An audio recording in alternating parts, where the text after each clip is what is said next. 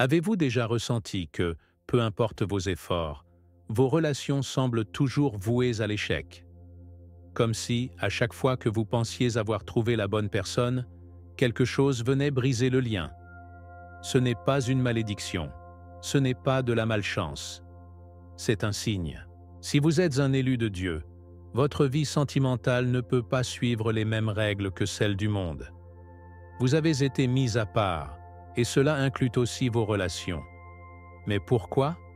Pourquoi est-il si difficile pour un élu de trouver l'amour? La réponse est bien plus profonde que vous ne l'imaginez. La Bible nous montre que ceux qui ont une mission divine sont souvent isolés, non pas pour être privés d'amour, mais pour être préparés à un amour bien plus grand. Un amour qui ne repose pas sur le besoin ou l'attachement, mais sur la plénitude et la connexion spirituelle. Pourtant, peu comprennent cette vérité. Beaucoup d'élus se sentent rejetés, abandonnés, alors qu'en réalité, Dieu les protège d'une relation qui pourrait les éloigner de leur appel. Dans cette vidéo, nous allons révéler la véritable raison pour laquelle les élus ont du mal à trouver l'amour. Vous découvrirez pourquoi votre énergie spirituelle crée une barrière invisible entre vous et certaines personnes. Pourquoi vos relations semblent toujours temporaires.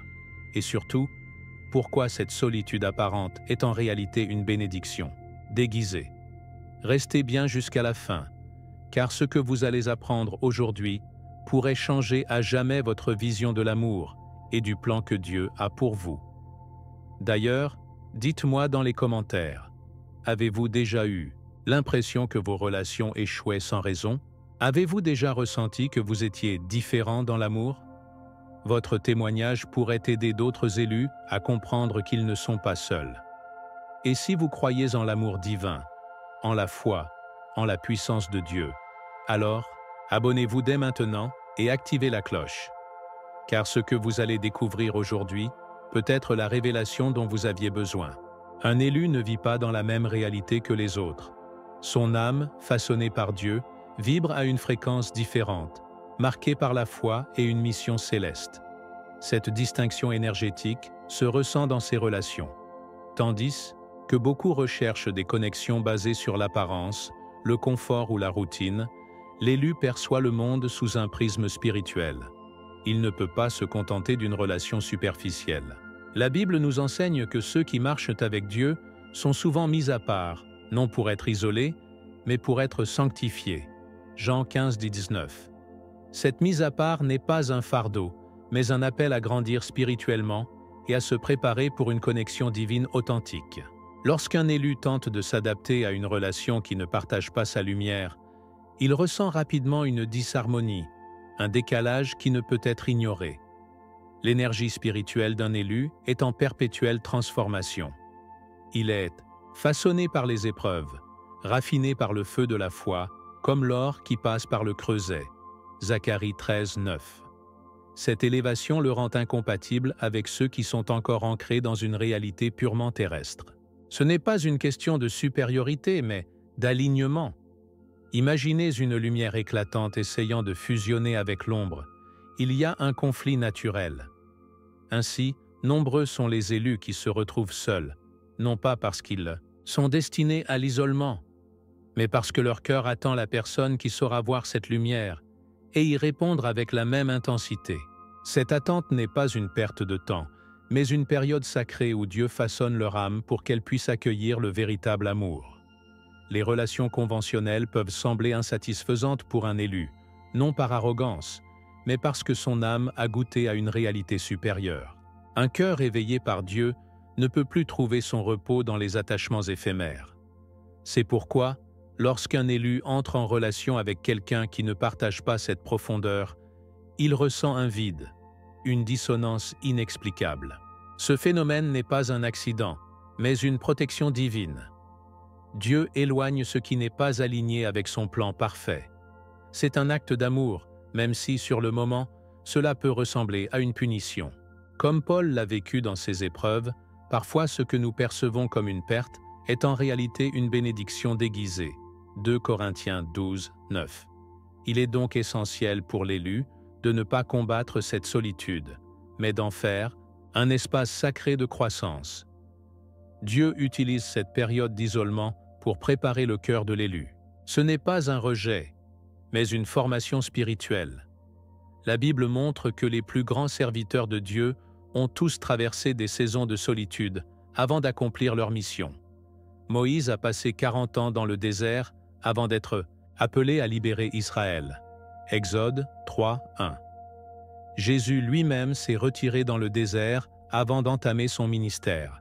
Matthieu 4, 1.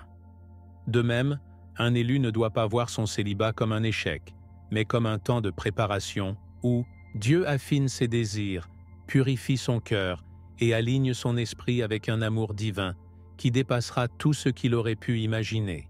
L'important n'est pas de combler l'attente avec des relations passagères, mais de laisser Dieu mener ce processus à terme.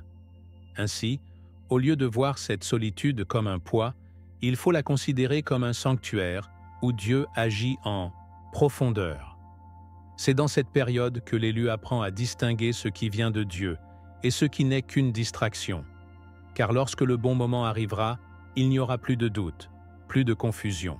L'élu saura reconnaître la personne destinée à marcher avec lui, non pas parce qu'il la cherchait désespérément, mais parce qu'il aura été préparé à la recevoir. Ce cheminement n'est pas facile, mais il est nécessaire. L'amour, véritable, celui qui honore Dieu, ne peut être précipité.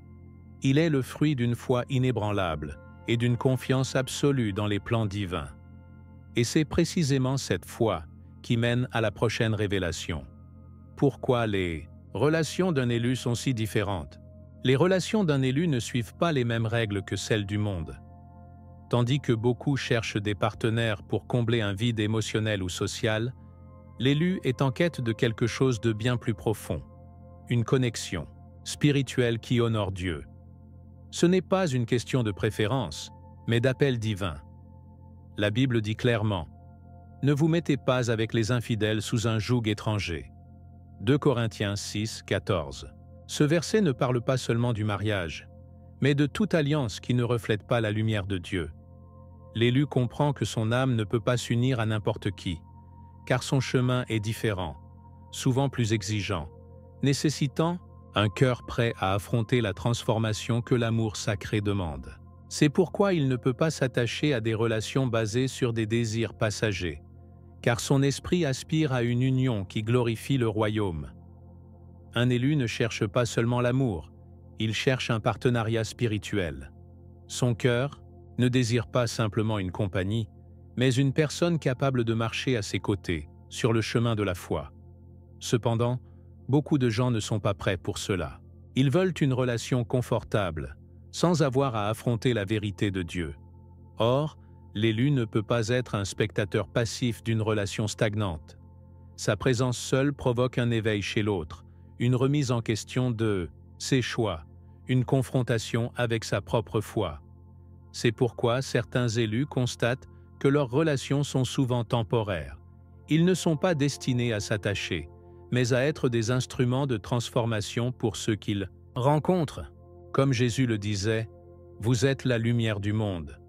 Matthieu 5, 14. Et une lumière ne peut pas s'éteindre pour se conformer aux ténèbres.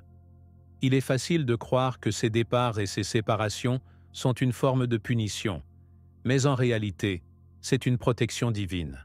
Combien d'élus ont essayé de forcer une relation, seulement pour se rendre compte plus tard qu'ils s'étaient éloignés de Dieu dans le processus? L'élu ne peut pas s'attacher à ce qui n'est pas aligné avec sa mission. Chaque rupture, chaque éloignement est en réalité un acte d'amour de la part de Dieu, qui refuse de laisser son enfant s'enchaîner à une vie qui n'est pas faite pour lui.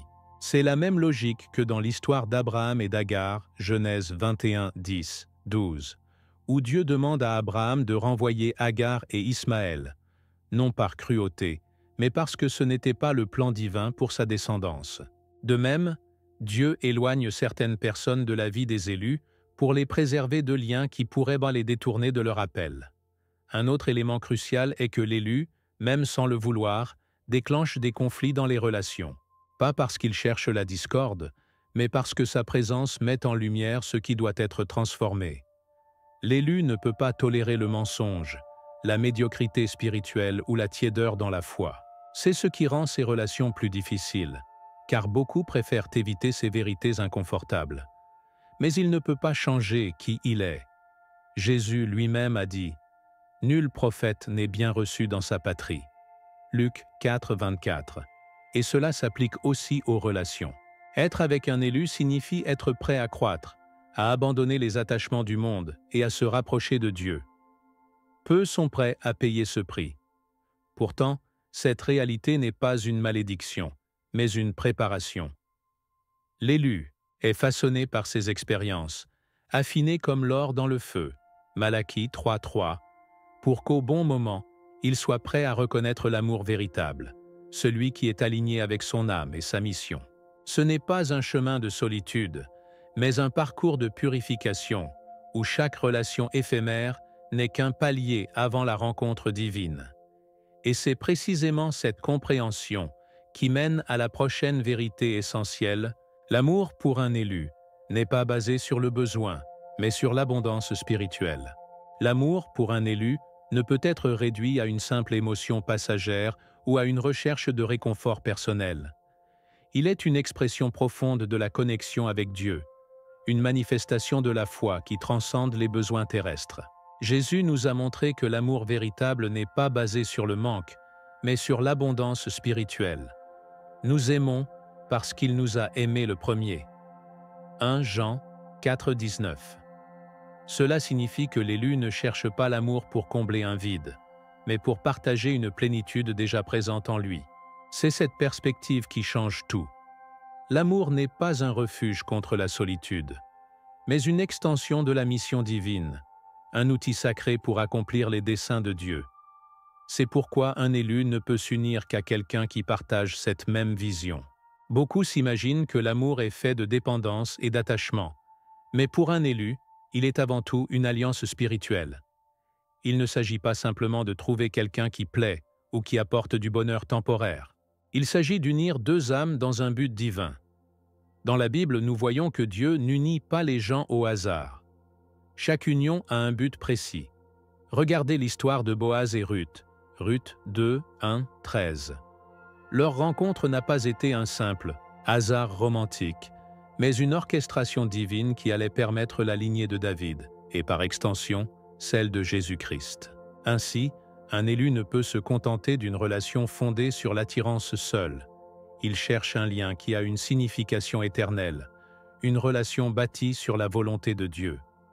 Ce qui rend cette quête si complexe, c'est que l'amour d'un élu ne peut se connecter qu'à quelqu'un qui a atteint un certain niveau de maturité spirituelle. Comme un aigle qui ne peut voler avec des oiseaux terrestres, l'élu doit trouver un partenaire capable de supporter son altitude. Cette réalité explique pourquoi de nombreuses relations échouent avant même de commencer. Il y a un déséquilibre spirituel. Deux hommes marchent-ils ensemble sans en être convenus?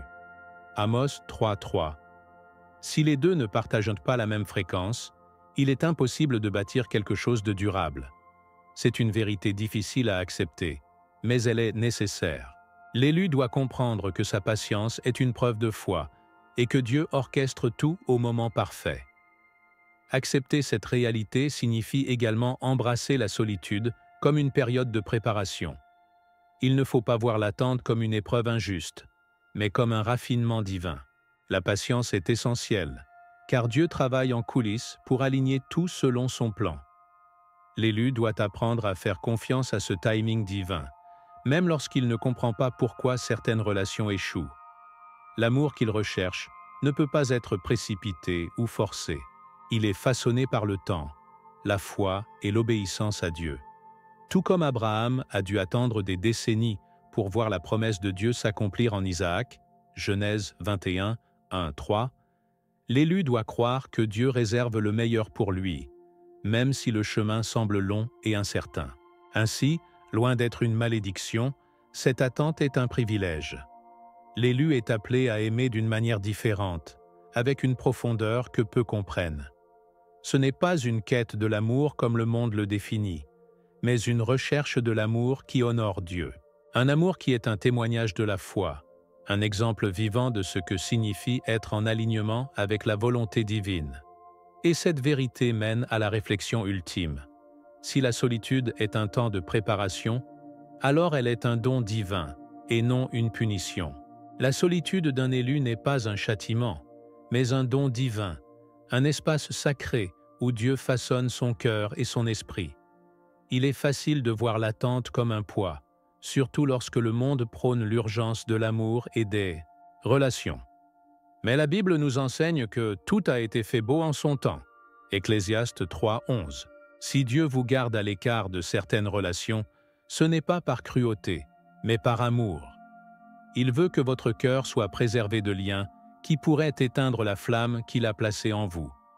L'élu ne peut pas se contenter de moins que ce que Dieu a prévu, car son appel est grand et son amour doit être à la hauteur de cette mission. Chaque période de solitude est une préparation divine, un terrain fertile où le Seigneur cultive patience, discernement et foi. Se contenter d'une relation médiocre serait une trahison envers l'appel que Dieu a placé dans votre vie. Trop souvent, on pense que l'amour doit être une solution à notre vide intérieur, alors qu'en réalité, l'amour véritable ne vient que lorsque nous sommes déjà remplis par la présence de Dieu. Cherchez d'abord le royaume de Dieu et sa justice, et toutes ces choses vous seront données en plus. Matthieu 6:33. Le bon partenaire ne viendra pas combler un manque, mais compléter un appel divin. C'est pourquoi il est essentiel de ne pas céder à l'impatience. Un amour prématuré peut devenir un fardeau au lieu d'une bénédiction. Lorsque Dieu unit deux âmes, c'est pour une raison qui dépasse l'entendement humain. L'élu doit comprendre qu'il n'est pas destiné à une romance ordinaire. Son amour doit être une extension de sa foi, une alliance sacrée, qui glorifie Dieu. C'est un amour qui demande une préparation, un raffinement. Regardez comment Dieu a préparé Esther avant de la placer dans sa destinée. Esther 2:12. Il ne l'a pas immédiatement envoyée devant le roi. Elle a dû passer par une période de purification, d'apprentissage, de préparation.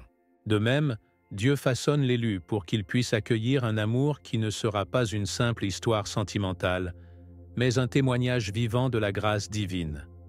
Alors, au lieu de voir cette attente comme une souffrance, il faut la percevoir comme un privilège. Dieu ne permet pas que l'élu gaspille son amour dans des relations sans but. Il protège son cœur et le guide vers une union qui porte du fruit, une relation qui témoigne de sa gloire. Mais pour cela, il faut faire confiance à son timing. Il faut lâcher prise et accepter que, si l'amour n'est pas encore là, c'est qu'il y a encore du travail à faire en soi. Un jour, tout s'alignera et l'élu réalisera que chaque instant d'attente en valait la peine. Maintenant, la vraie question est, êtes-vous prêt à faire confiance à Dieu pour votre vie sentimentale? Ou allez-vous forcer une relation qui pourrait vous éloigner de votre mission? La réponse est entre vos mains. Mais souvenez-vous, le choix que vous faites aujourd'hui déterminera la qualité de l'amour que vous vivrez demain.